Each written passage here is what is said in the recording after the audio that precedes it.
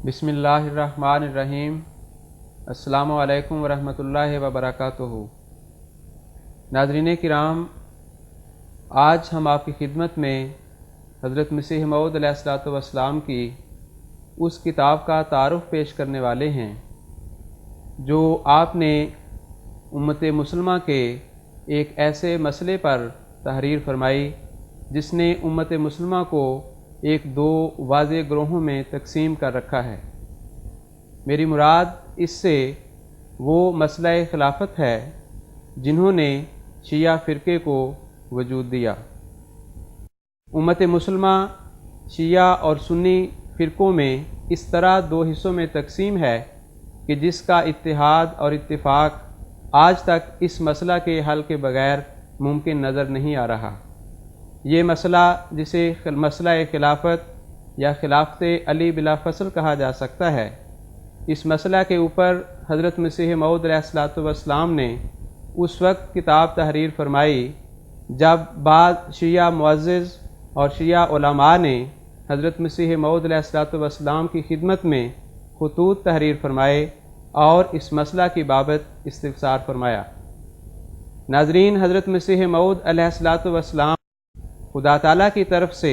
मसीह मऊद और इमाम महदी होने के नाते वो हक्म अदल भी थे जिसकी ख़बर हज़रत सल्लल्लाहु अलैहि वसल्लम ने दी थी। इस लिहाज से हज़रत मसीह मऊद अलैहिस्सलातु वस्सलाम की ये किताब जो सिर्रुल खिलाफ़ा के नाम से रूहानी ख़ज़ाइन जिल्द 8 में है, आपने जुलाई 1894 में तहरीर फरमाई और इस एतबार से ये किताब उस वक्त अहम हो जाती है कि जब हम देखते हैं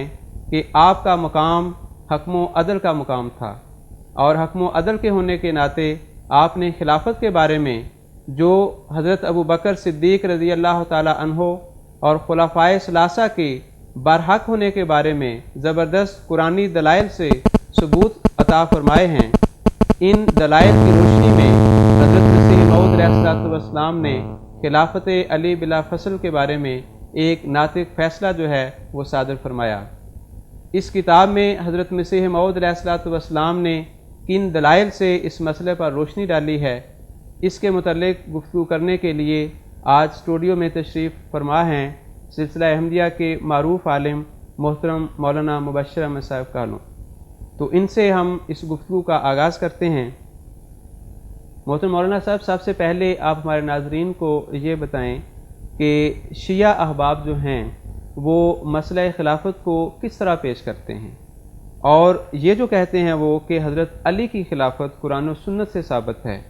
इसका उनके पास क्या सबूत है? और इसके साथ साथ हज़रत अबू बकर सिद्दीक़ रज़ी अल्लाह ताला अन्हु की खिलाफत को जो हुजूर ने कुरान से साबित किया है, उसकी क्या दलील है? शिया कहते हैं कि कुरान करीम ने और हज़रत रसूल पाक सल्लल्लाहु अलैहि वसल्लम ने हुजूर सल्लल्लाहु अलैहि वसल्लम की वफ़ात के फ़ौरन बाद हज़रत अली की खिलाफत का ऐलान किया था। इसे वो अपनी इस्तिलाह में खिलाफत बिला फ़सल के नाम से मौसूम करते हैं। बिला फ़सल के माने हैं बग़ैर जुदाई और बग़ैर फासले के। अहले सुन्नत और दीगर मुसलमान फ़िरक़े ये कहते हैं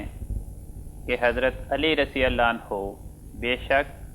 हज़रत रसूल पाक सल्लल्लाहु अलैहि वसल्लम के खलीफा तो थे, लेकिन चौथे खलीफा थे। और शिया कहते हैं कि वो पहले खलीफा थे। तो पहले खलीफा होने का मफ़हूम वो खिलाफत बिला फ़सल के अल्फाज से अदा करते हैं। और इस बारे में वो ये कहते हैं कि कुरान करीम ने भी ऐलान किया और अहादीस ने भी ऐलान किया। इस सिलसिले में हज़रत मसीह मऊद अलैहिस्सलाम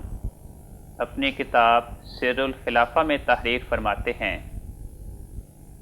कि सबसे यकीनी चीज़ वो खुदा का कलाम कुरान करीम है।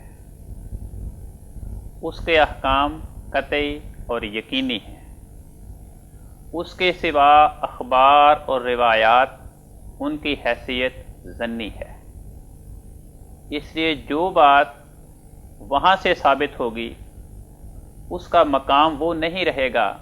جو قرآن کریم خدا کے کلام سے ثابت ہونے والی چیز کا ہوگا۔ چنانچہ قرآن کریم فرماتا ہے فَبِأَيِّ حَدِيثٍ بَعْدَ اللَّهِ وَآيَاتِهِ يُؤْمِنُونَ کہ اللہ اور اللہ کے کلام کے مخالف کس بات پہ ایمان لاؤ گے۔ یہ بنیادی اصول حضور نے اس کتاب میں مد نظر رکھا ہے اور اس پہ بڑا زور دیا ہے۔ حضور فرماتے ہیں کہ قرآن کریم میں سورۃ نور، اس میں ایک آیت استخلاف کے نام سے مشہور ہے۔ فرمایا وہ آیت قرآنی جسے امت میں آیت استخلاف کے نام سے موسوم کیا جاتا ہے، وہ آیت استخلاف خلافت کے قضیے کا فیصلہ کرنے کے لیے ہمارے لیے ایک آسمانی نور اور رہنما کی حیثیت رکھتی ہے۔ اس سلسلے میں حضور فرماتے ہیں کہ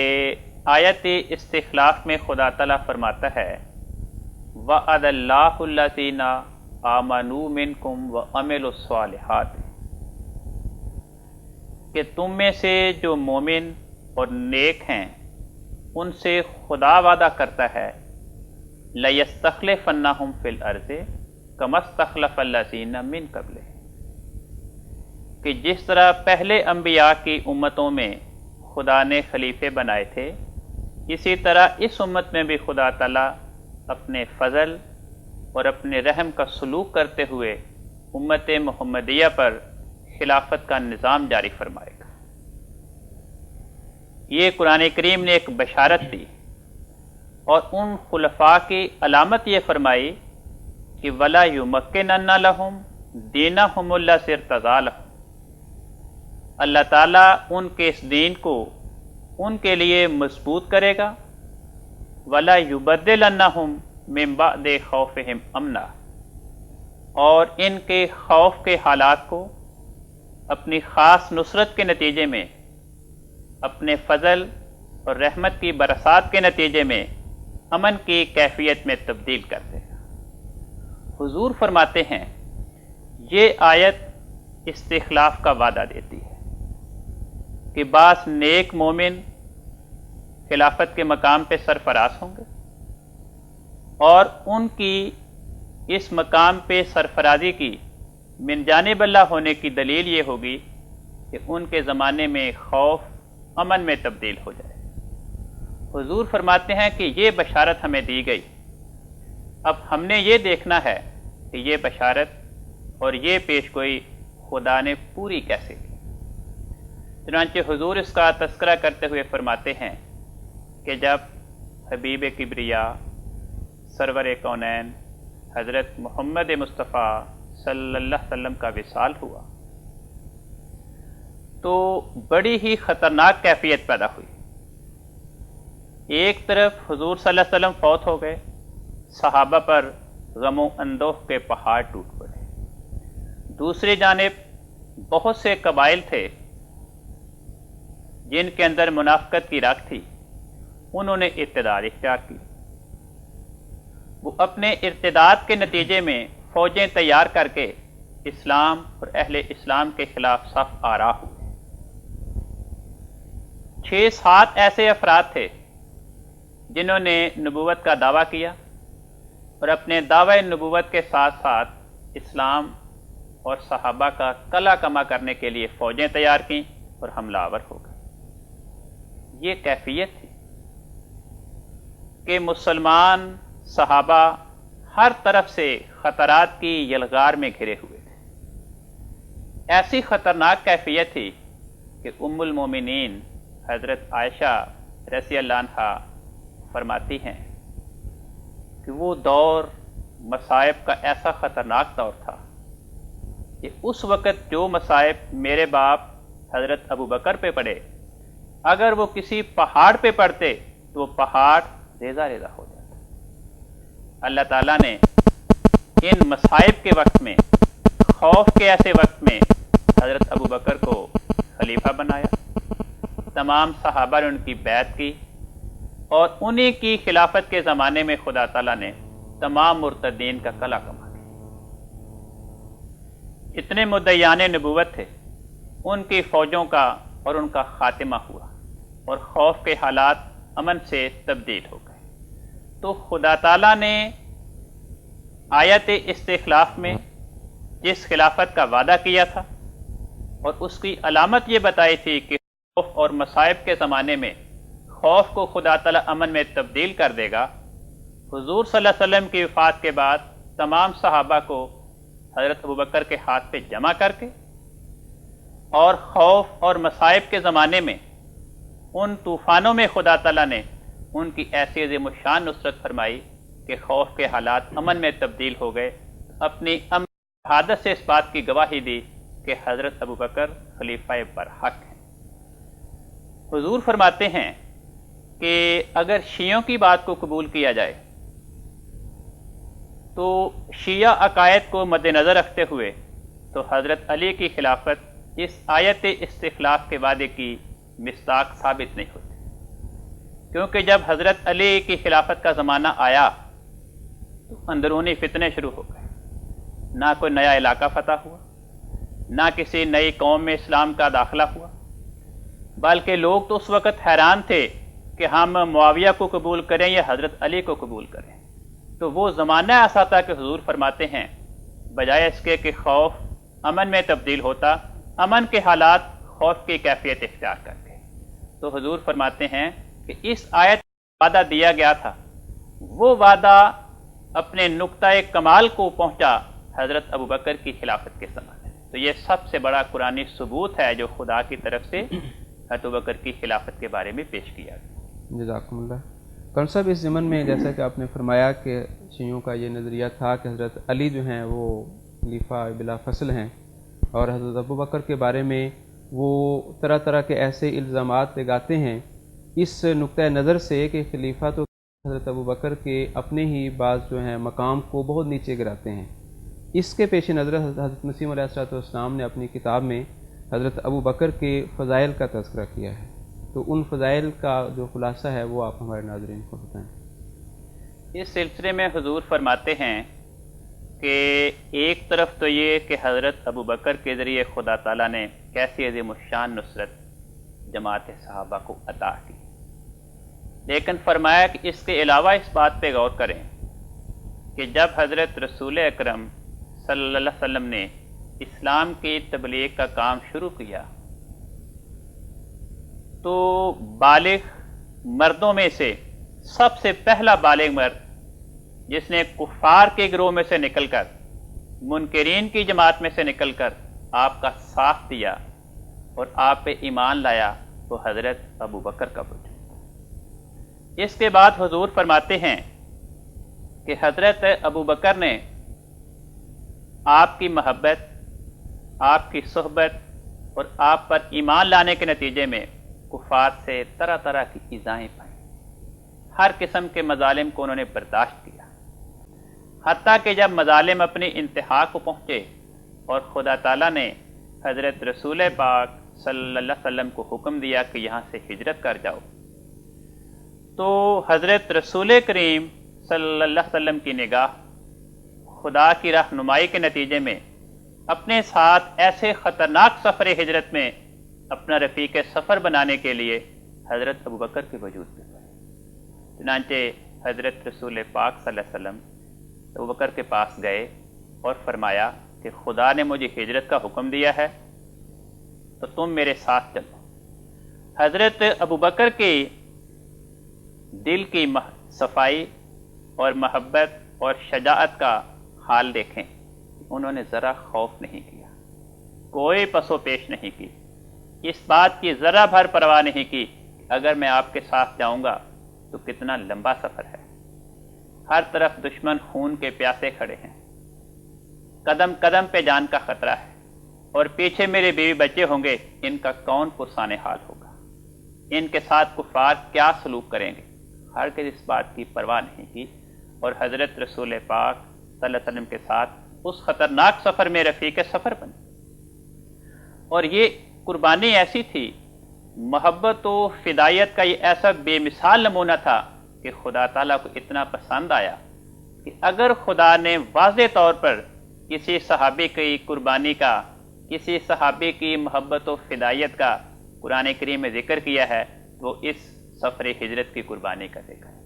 چنانچہ حضور نے قرآن کریم کی وہ آیت اس میں بیان فرمائی جس میں خدا تعالیٰ فرماتا ہے کہ دیکھو خدا تعالیٰ نے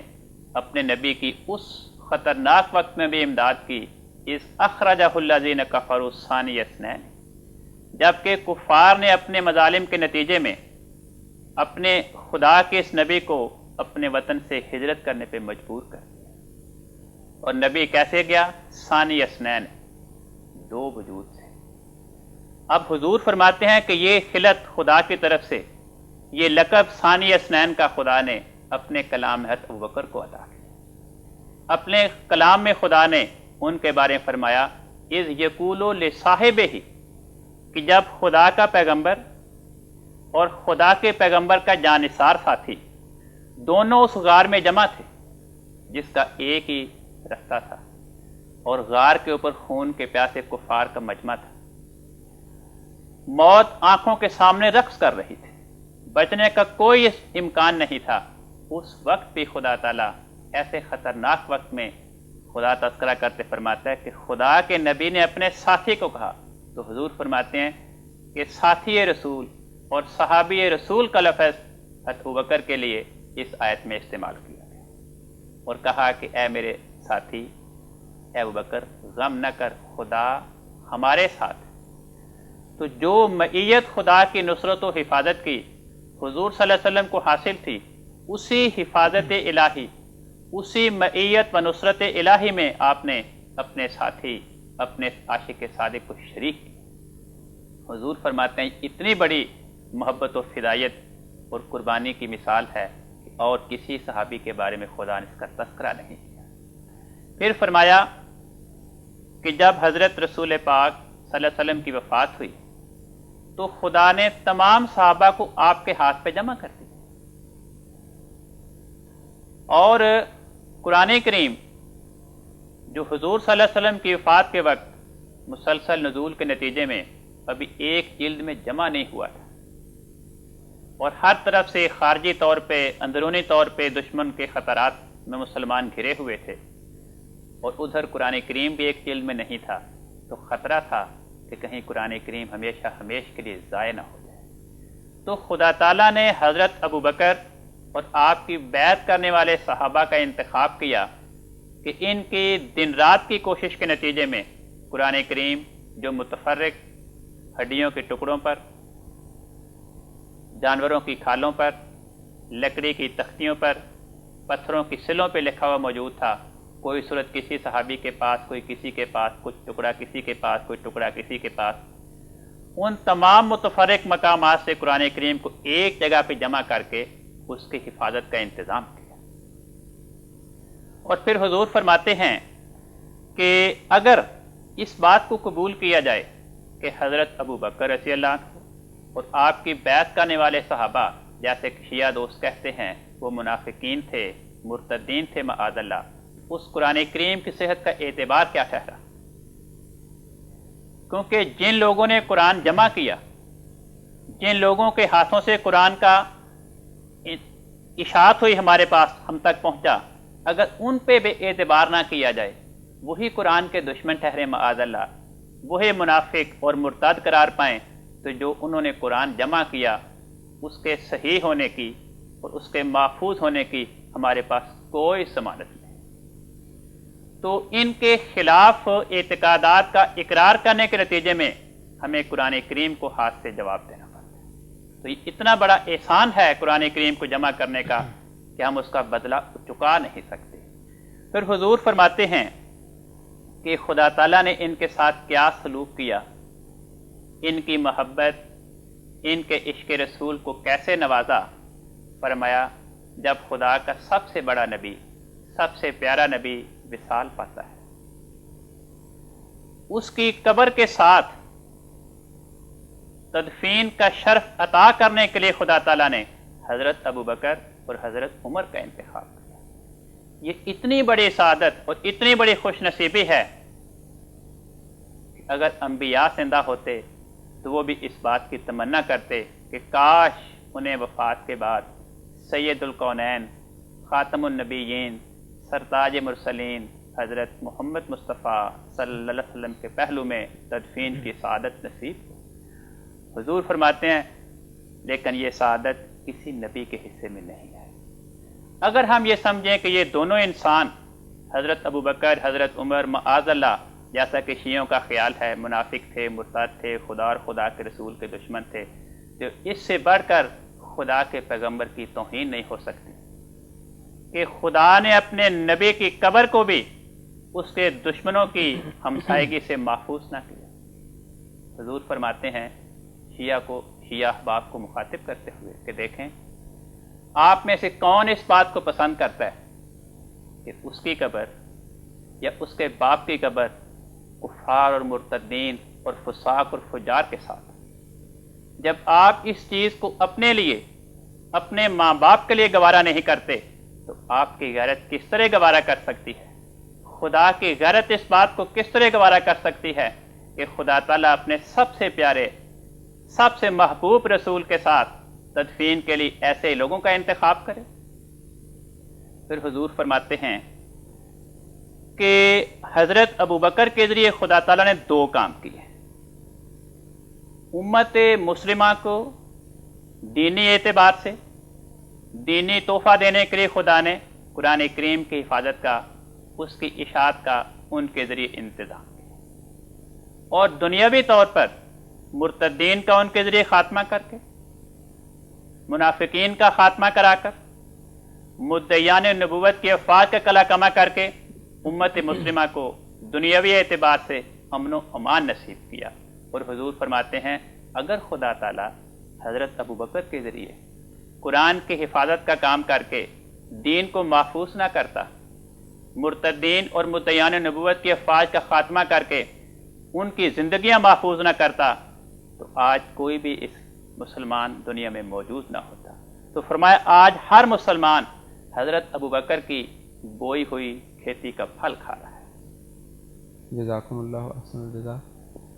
مولانا آپ نے ابھی یہ ذکر ہوا ہے شیعہ جو نظریہ خلافت ہے کہ وہ حضرت علی کو خلافت کا حقدار سمجھتے تھے، اس ضمن میں چونکہ ایسا نہیں ہوا اور حضرت ابوبکر رضی اللہ تعالی عنہ خلیفہ بنے، ان کے بعد حضرت عمر اور حضرت عثمان رضی اللہ عنہما، تو اس پر شیعہ احباب یہ اعتراض کرتے ہیں کہ انہوں نے حضرت علی کا حق جو ہے کہ خلافت جو ہے وہ غصب کیا تھا، اور اس اعتبار سے نعوذ باللہ یہ جو تینوں خلفاء ہیں یہ غاصب ٹھہرتے ہیں، اور خاص طور پر حضرت ابوبکر کے اوپر یہ بھی الزام لگاتے ہیں کہ انہوں نے حضرت علی اور حضرت فاطمہ رضی اللہ عنہما کے اوپر بہت سارے مظالم تشدد کی صورت میں کیے۔ تو ان اعتراضات کا حضور نے کیا جواب دیا ہے؟ حضور فرماتے ہیں کہ شیعوں کا یہ الزام تراشی کرنا کہ حضرت ابوبکر نے اہل بیت پر، آل رسول پہ مظالم ڈھائے، ان کے حقوق چھینے، باغ فدق پہ قبضہ کر لیا اور انہیں اس سے محروم کر دیا، فرمایا ان باتوں پہ غور کرنے سے پہلے اس بات کا جائزہ لینا چاہیے کہ حضرت ابوبکر کی زندگی کیسی تھی۔ حضرت ابوبکر جنہوں نے خدا کے نبی کو قبول کرنے کے نتیجے میں، آپ کی محبت کو اختیار کرنے کے نتیجے میں دشمن سے ہر قسم کے مظالم سہے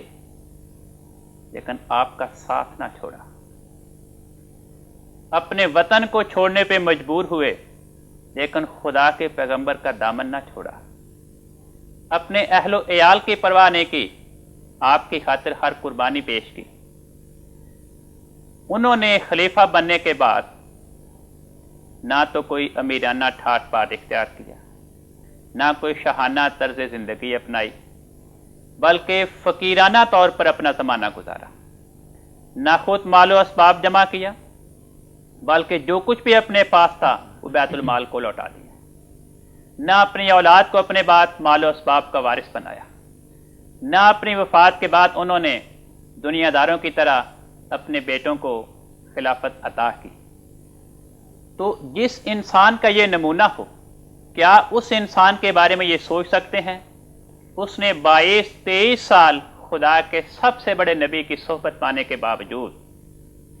اس کے دائیں بائیں گھومنے کے باوجود، اس کی برکات سے فیضیاب ہونے کے باوجود آل رسول پہ مظالم ڈھائے؟ رسول کے ساتھ تو وہ ہر قسم کی محبت و فدایت کا مظاہرہ کرے، اور رسول کی وفات کے بعد اس کی اولاد کے ساتھ بے رخی کرے، ان پہ مظالم کے پہاڑ ڈھائے؟ عقل اس بات کو قبول نہیں کر سکتی۔ فرمایا بات یہ ہے کہ یہ کہنا کہ فدق اس کے چند درختوں کی خاطر حضرت ابوبکر نے حضرت فاطمہ کو ناراض کیا، ان پہ مظالم ڈھائے، یہ بات درست نہیں ہے۔ حضور اس سلسلے میں فرماتے ہیں اگر فرض کریں کہ حضرت ابوبکر نے حضرت فاطمہ الزہرا، حضرت علی مرتضیٰ اور دیگر اہل بیت کے افراد پہ مظالم ڈھائے تھے، ان پہ مصائب کے پہاڑ ٹوٹے ان کی خلافت کے دوران، تو حضور فرماتے ہیں کہ قرآن کریم کی حکم اور اس کی نصیحت کے مطابق حضرت علی اور دیگر اہل بیت نے جب شیعوں کے خیالات کو قبول کیا جائے اور مدینہ کو یہ دیکھا کہ مدینہ ہمارے لیے امن کا مقام نہیں ہے، مدینہ شیعہ اعتقادات کے مطابق جیسا کہ حضرت ابوبکر کی خلافت کے زمانے میں مصائب کی آماجگاہ بن گئی، وہاں ان پہ ظلم و ستم ہوا، تو قرآن کریم کی نصیحت کے مطابق حضرت علی رضی اللہ عنہ اہل بیت کے بقیہ افراد کے ساتھ ان کی خلافت کے زمانے میں مدینہ سے ہجرت کیوں نہ کرتے؟ کیا خدا کی زمین وسیع تھی؟ ان کا حضرت ابوبکر کی خلافت کے زمانے میں مدینہ کی بستی سے ہجرت نہ کرنا اہل بیت کے بقیہ افراد کا بھی ان کی خلافت کے زمانے میں مدینہ سے ہجرت نہ کرنا بتاتا ہے کہ یہ مظالم کی داستانیں من کھڑت ہیں۔ جزاکم اللہ حسن جزا۔ ہم سب ابھی کچھ گفتگو اس کے بعد تھوڑی دیر کے بعد ہم کریں گے انشاءاللہ تعالی۔ ناظرین کرام، حضرت صلی اللہ علیہ وسلم کے صحابہ کے فضائل اور ان کی قربانیوں کے تذکرے ابھی جاری رہیں گے اس کتاب کی روشنی میں۔ اس دوران حضرت مسیح موعود علیہ السلام کا منظوم کلام جو حضرت صلی اللہ علیہ وسلم کے صحابہ کی ہی مدح اور توصیف پر مشتمل ہے، وہ آپ سماعت فرمائیں محترم قمر داؤد صاحب کھوکھر کی آواز میں۔ ان الصحابۃ کلہم کزکائی، ان الصحابۃ کلہم کزکائی، قد نوروا وجہ الورى بدیائی، ترکوا اقاربہم وحب عیالہم، جاؤوا رسول اللہ کالفقراء، ذبحوا وما خافوا الورى من صدقہم، بل آثروا الرحمن عند بلائی، تحت السیوف تشہدوا لخلوصہم، شہدوا بصدق القلب فی الاملاء، حذروا المواتن كلها من صدقهم، حفظوا لها في حرة رجلاء، الصالحون الخاشعون لربهم،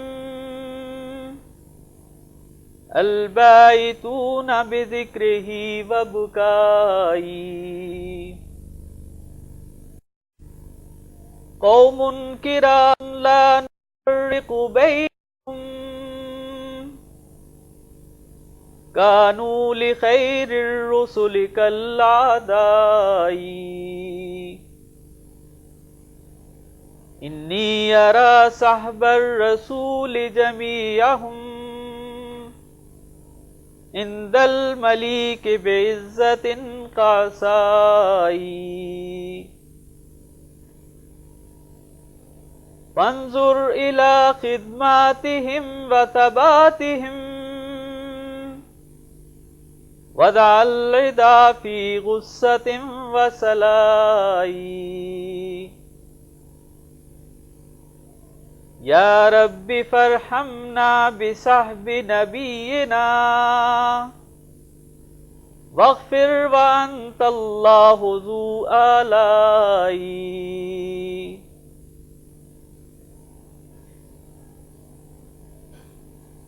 ان اشعار کا ترجمہ اس طرح ہے: یقیناً صحابہ سب کے سب سورج کی مانند ہیں. انہوں نے مخلوقات کا چہرہ اپنی روشنی سے منور کر دیا. انہوں نے اپنے اقارب کو اور عیال کی محبت کو بھی چھوڑ دیا اور رسول اللہ کے حضور میں فقراء کی طرح حاضر ہو گئے. وہ ذبح کیے گئے اور اپنے صدق کی وجہ سے مخلوق سے نہ ڈرے، بلکہ مصیبت کے وقت انہوں نے خدائے رحمان کو اختیار کیا.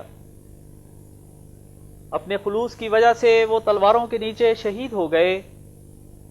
اور مجالس میں انہوں نے صدق قلب سے گواہی دی. وہ اپنے صدق کی وجہ سے وہ تمام میدانوں میں حاضر ہو گئے. وہ ان میدانوں کی سنگلاخ سرزمین میں جمع ہو گئے. وہ صالح تھے، اپنے رب کے حضور عاجزی کرنے والے تھے.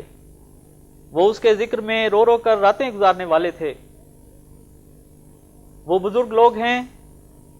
ہم ان کے درمیان تفریق نہیں کرتے. وہ خیر الرسل کے لیے بمنزلہ اعزاء کے تھے. میں رسول کے تمام صحابہ کو خدا کے حضور میں دائمی عزت کے مقام پر پاتا ہوں. تو ان کی خدمتوں اور ثابت قدمی کو دیکھ اور دشمن کو ان کے غصہ اور جلن میں چھوڑ دے. اے میرے رب، ہم پر بھی نبی کے صحابہ کے طفیل رحم کر اور ہماری مغفرت فرما، اور تو ہی نعمتوں والا اللہ ہے. جزاکم اللہ حسن جزا. ان الصحابۃ کلہم کذکائی. حضرت صلی اللہ علیہ وسلم کے صحابہ رضی اللہ عنہم کے مقام و مرتبہ اور مدح و توصیف میں حضرت بانی سلسلہ احمدیہ کا منظوم کلام آپ نے سماعت فرمایا. حضور کی اسی کتاب سر الخلافہ کے اوپر گفتگو ہم جاری رکھتے ہوئے محترم مولانا کانو صاحب سے ایک اور سوال کرتے ہیں. کانو صاحب، ابھی تو ہم نے یہ دیکھا کہ شیعہ جو نظریہ خلافت ہے وہ کیا تھا، اور حضرت ابوبکر رضی اللہ تعالی عنہ اور خلفائے ثلاثہ پر جو مختلف شیعہ الزامات لگاتے ہیں اس کا جواب آپ نے اس کتاب کی روشنی میں ہمیں دیا. یہاں ایک سوال یہ بھی پیدا ہوتا ہے کہ یہ جو اعتراضات ہیں یا الزامات ہیں یہ تو بہت بعد کی پیداوار ہیں جو شیعہ علماء نے مختلف روایات کے سہارے ان بزرگوں کے اوپر کیے ہیں. لیکن حضرت علی رضی اللہ تعالی عنہ جو ہیں وہ ایک ایسے وجود ہیں کہ وہ اس وقت ان لوگوں میں موجود تھے. تو آپ ہمیں یہ بتائیں کہ حضرت علی رضی اللہ تعالی عنہ کا اپنا کردار جو ہے وہ کیا تھا، تاکہ اس کردار کے حوالے سے ہمیں رہنمائی ملے ان مسائل کو سمجھنے کے لیے. حضرت علی رضی اللہ عنہ جنہوں نے حضرت ابوبکر، حضرت عمر، حضرت عثمان کی خلافت کا زمانہ اپنی آنکھوں سے دیکھا تھا، وہ سب سے بہترین گواہ ہیں کہ ان خلفائے ثلاثہ کی خلافت کے دور میں ان کے ساتھ، ان کے خاندان کے افراد کے ساتھ انہوں نے کیا سلوک کیا. اگر حضرت علی رضی اللہ عنہ حضرت ابوبکر کو اور باقی دونوں خلفاء کو دنیا دار اور غاصب خلافت سمجھتے، ان کے بارے میں حضرت علی کا بھی وہی نظریہ ہوتا جو شیعہ دوست ہمیں سناتے ہیں، تو ان کا نمونہ اور ان کا رویہ اس سے مختلف ہوتا جو انہوں نے دنیا کے سامنے پیش کیا. حضرت علی رضی اللہ عنہ حضرت صدیق اکبر اور باقی ان کے بعد آنے والے دونوں خلفاء کی بیعت میں شریک ہوئے. ان تینوں خلفاء کی انہوں نے بیعت کی. خلفائے ثلاثہ کی اقتداء میں ان کے پیچھے نمازیں باجماعت پڑھتے رہے، ہر مشکل معاملے میں خلفائے ثلاثہ کے ساتھ ان کے مشوروں میں شریک رہے، ان کی شورا میں حصہ لیتے رہے، ہر موقع پر انہوں نے خلفائے ثلاثہ کی امداد کی اور بھرپور حصہ لیا ان کی امداد میں، ان کی تعریفیں کی۔ اگر یہ سمجھیں کہ حضرت علی رضی اللہ عنہ حضرت ابو بکر یا تینوں خلفاء کو دنیا دار سمجھتے تھے، غاصب خلافت سمجھتے تھے، آل رسول کا دشمن یقین کرتے تھے، انہیں اہل بیت پہ مظالم ڈھانے والا سمجھتے تھے، تو ان کے ساتھ یہ کردار نہ ہوتا۔ عجیب بد نصیبی کی بات ہے کہ شیعہ دوستوں نے ایک نیا عقیدہ تراش لیا۔ وہ یہ کہتے ہیں کہ حضرت علی نے جو ان کی تعریف کی، ان کی بیعت کی، ان کے پیچھے نمازیں پڑھیں، یہ اپنے دل کی رضا سے ایسا کام نہیں کیا۔ دل سے انہیں برا سمجھتے تھے، لیکن اوپر سے اسے وہ تقیہ کے نام سے موسوم کرتے ہیں کہ دل میں کچھ اور ہو اور انسان اپنے قول و فعل سے اظہار کسی اور بات کا کرے۔ تو کہتے ہیں کہ حضرت علی نے خلفائے ثلاثہ کی خلافت کا زمانہ تقیہ کے ساتھ گزارا ہے۔ اب یہ ایسی بات ہے کہ اس کا تصور کر کے بھی حضرت علی کے بارے میں ایک صاحب ایمان انسان کے رونگٹے کھڑے ہو جاتے ہیں، کیونکہ اس کو قبول کرنے کے نتیجے میں یہ تسلیم کرنا پڑتا ہے کہ معاذ اللہ حضرت علی رضی اللہ عنہ وہ خود دنیا دار تھے، وہ محض بعض دنیاوی مفادات کی خاطر انہیں دنیا دار اور غاصب خلافت منافع کو مرتد سمجھنے کے باوجود ان کی ہاں میں ہاں ملاتے رہے، ان کی بیعت کرتے رہے، ان کے پیچھے نمازیں پڑھتے رہے۔ اب ظاہر و باطن میں ایک نہ ہونا یہ مومن کی نشانی ہے۔ مومن اور مخلص تو وہی ہوتا ہے، خدا کے مقربین کا ظاہر اور باطن بالکل ایک ہوتا ہے، ان کے اندر دو رنگی نہیں ہوتی کہ دل میں تو کسی کو منافع کو مرتد سمجھیں اور ظاہری سلوک کے اعتبار سے اپنی زبان سے ان کی تعریف کریں، ان کی ہاں میں ہاں ملائیں، ان کی مجلس مشاورت میں شریک ہوں۔ دیکھیں قرآن کریم یہ بتاتا ہے کہ وفا کا سلوک یہ ایک مومن کی بنیادی نشانی ہے۔ حضرت ابراہیم علیہ السلام کا قرآن کریم نے تذکرہ کیا اور ان کے نام کے ساتھ ان کی بنیادی خوبی یہ بیان کی کہ ابراہیم الذی وفا، ابراہیم وہ خدا کا پیارا انسان تھا جس نے وفا کا مظاہرہ کیا، بے وفائی نہیں کی۔ چنانچہ قرآن کریم فرماتا ہے کہ جب حضرت ابراہیم علیہ السلام نے دیکھا میرا باپ، میرے گھر کے افراد، میری قوم کے افراد بت پرستی کی دلدل میں پھنسے ہوئے ہیں، خدا کی طرف منہ نہیں کرتے، گمراہی کا شکار ہیں، تو ان کی ہاں میں ہاں نہیں ہے، ان سے بیزاری کا اظہار کیا، انہیں خدا کی توحید کا پیغام پہنچایا، ہر قسم کی تکلیف برداشت کی، آگ میں جانا منظور کر لیا، لیکن ان کی ہاں میں ہاں نہیں ملائی، مداہنت کا طریق نہیں اپنایا، اور یہی نیکوں اور ابرار کی سیرت ہے۔ حضور فرماتے ہیں کہ جو لوگ ایک قدیر خدا کی ذات پہ توکل کرتے ہیں وہ ایسا نمونہ پیش نہیں کرتے کہ اندر سے کچھ اور ہوں، باہر سے کسی اور نمونے کا اظہار کریں۔ حضور فرماتے ہیں کہ قرآن کریم ان جادوگروں کا مدح و ثنا کے طور پہ تذکرہ فرماتا ہے جو فرعون کے کہنے پر موسیٰ علیہ السلام کے مقابل آئے۔ موسیٰ علیہ السلام کے ذریعے انہوں نے خدا کی قدرت کا نشان دیکھا، دلوں میں ایمان کی چنگاری پیدا ہوئی، ایمان لے آئے۔ اس منظر کو دیکھ کر فرعون نے ان جادوگروں کو قتل کی دھمکی دی کہ میں تو تمہیں جان سے مروا دوں گا۔ اب وہ لوگ دیکھیں، انہوں نے وہاں پر بھی मुदाहनत का तरीक़ेकार इख्तियार नहीं किया, कोई मुनाफिकाना दुरंगी का मुजाहरा नहीं किया। साफ कहा कि अगर तू हमें कत्ल करना चाहता है बेशक करवा दे, हम इससे बेवफाई नहीं करेंगे। और उसके सामने ये कहा कि जब हमारे दिल में ईमान आ गया तो हमारी ज़बान और हमारे जिस्म के आज़ा इस ईमान का इनकार नहीं कर सकते, हम तेरे हाँ में हाँ नहीं मिला सकते। उन्होंने खुदा की बारगाह में दुआएं की, रब्बना अफ़रिग़ अलैना सब्रन, ए हमारे परवरदिगार हमने तेरे पैगंबर को कबूल कर लिया, तेरी तरफ से आने वाली सदाकत को दिल में दाखिल कर लिया, हम इस सच्चाई के घायल हो गए। अब फिरऔन के मजालिम के मुकाबिल पर हम पे सब्र की कैफियत नाज़िल फरमा और दुआ की व तवफ़ना मुस्लिमीन,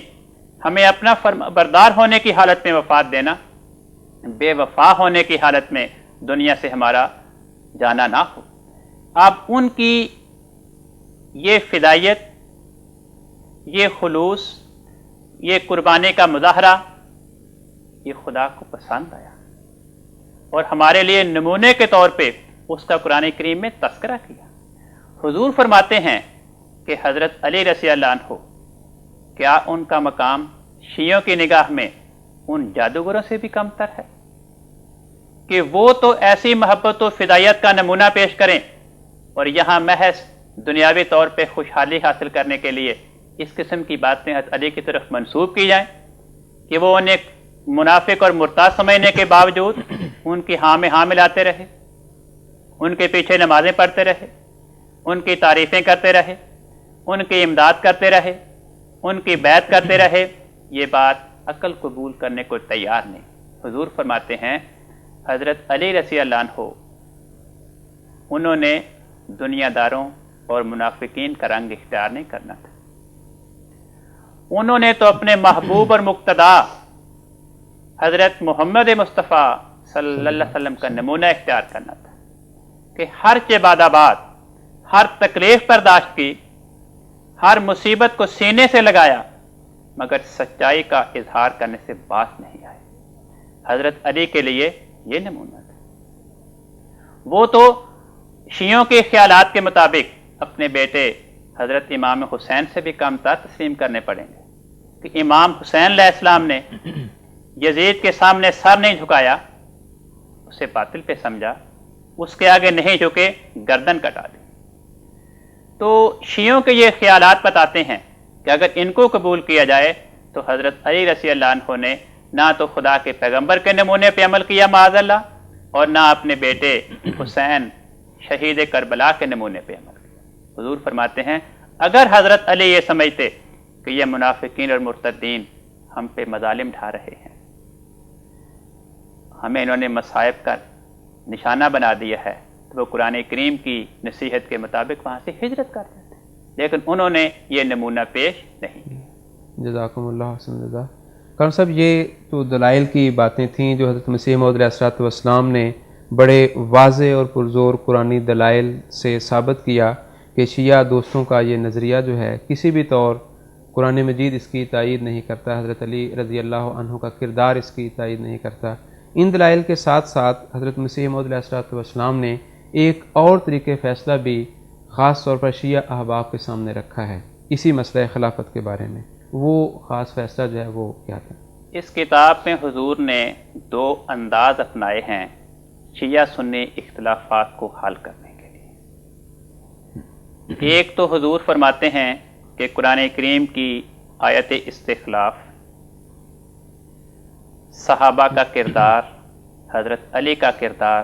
वो इन इख्तिलाफात के हल के लिए एक फैसला कुन मेयार की हैसियत रखता है। दूसरी बात हुजूर फरमाते हैं कि महज दलाइल की बात नहीं, मैं इमाम महदी हूँ, मुझे खुदा ताला ने उम्मत के दरमियान पैदा होने वाले इख्तिलाफात का फैसला करने के लिए हकम की हैसियत में खड़ा किया है। और हुजूर फरमाते हैं कि खुदा ताला ने मुझ पे इस अमर का इंकशाफ फरमाया है। हुजूर का फ़िक्र है इस किताब में, फरमाया अज़हरा अलैया रब्बी अन्न सिद्दीका वल फारूका व उस्मान कानू मिन अहले सलाह वल ईमान। کہ اللہ تعالیٰ نے مجھ پہ اس بات کا اظہار فرمایا ہے کہ حضرت ابو بکر، حضرت عمر فاروق اور حضرت عثمان وہ منافق اور مرتد نہیں تھے، بلکہ وہ نیک افراد تھے، وہ اہل ایمان تھے۔ اور فرمایا علم تو میں ربی، مجھے خدا کی طرف سے اس بات کا علم عطا کیا گیا ہے کہ سب سے پہلا خلیفہ وہ ابو بکر کا وجود تھا۔ اس خدا کی طرف سے ہونے والے الہی انکشاف کے نتیجے میں حضور شیعہ دوستوں کو مخاطب کر کے فرماتے ہیں کہ میں آپ کے سامنے ایک آخری طریقے فیصلہ پیش کرتا ہوں، اور وہ مباہلے کی دعوت ہے۔ فرمایا اگر شیعہ علماء، کیونکہ عوام مباہلے کی دعوت کے مخاطب نہیں ہوتے، حضور فرماتے ہیں اگر شیعہ علماء کو اپنے ان صحابہ اور خلافت کے بارے میں عقائد کی سچائی پہ یقین ہے تو میرے ساتھ مباہلہ کر لیں۔ فرمایا لیکن مباہلے کی شرط یہ ہوگی کہ مباہلہ کرنے والے شیعہ علماء سب سے پہلے میری اس کتاب سر الخلافہ کا عربی زبان میں فصیح و بلیغ جواب لکھیں۔ اور یہ شرط اس لیے عائد فرمائی کہ چونکہ مباہلہ عوام سے نہیں ہوتا، مباہلے کے لیے ایسے افراد کا انتخاب کیا جاتا ہے شریعت کے احکامات کی روشنی میں جو قوم کے رہنما ہوں، قوم کے سردار ہوں، علم و فضل میں اپنی قوم میں وہ مرجع خلائق ہوں۔ تو فرمایا اس کا ثبوت اور اس کا امتحان کرنے کے لیے میں نے یہ طریق پیش کیا ہے کہ میری کتاب سر الخلافہ کا عربی زبان میں فصیح و بلیغ جواب لکھیں۔ تو جو صاحب جواب لکھیں وہ میرے ساتھ میدان مباہلہ میں حاضر ہوں، اور ہم ایک دوسرے پہ شریعت کے بیان کے مطابق خدا کی لعنت کی دعا کریں۔ اس سلسلے میں حضور فرماتے ہیں کہ اگر 1 سال تک مباہلہ کے میدان میں ہونے والی میری دعا کا نتیجہ ظاہر نہ ہو تو میں ہر سزا قبول کرنے کو تیار ہوں، اور 5000 روپیہ اس مباہلہ کرنے والے شیعہ عالم کو پیش کرنے کو تیار ہوں۔ تو یہ طریقے فیصلہ حضور نے شیعہ دوستوں کے سامنے ان اختلافات کے تصفیے کے لیے پیش فرمایا۔ اس کے بعد صدی گزرنے کو ہے، نہ تو حضور کی زندگی میں نہ حضور کی وفات کے بعد شیعہ علماء کی طرف سے اس کتاب کا فصیح و بلیغ عربی زبان میں جواب نہیں لکھا گیا، اور اس دعوت مباہلہ کے ذریعے تمام شیعہ علماء پر، پوری شیعی دنیا پر ایک حجت پوری ہو گئی۔ جزاکم اللہ حسن الجزا۔